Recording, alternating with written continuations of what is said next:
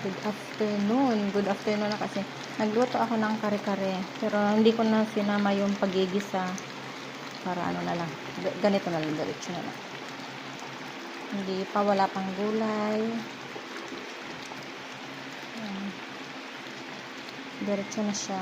Wala pa siyang gulay na lang. Ito ang kanyang ingredients na gulay.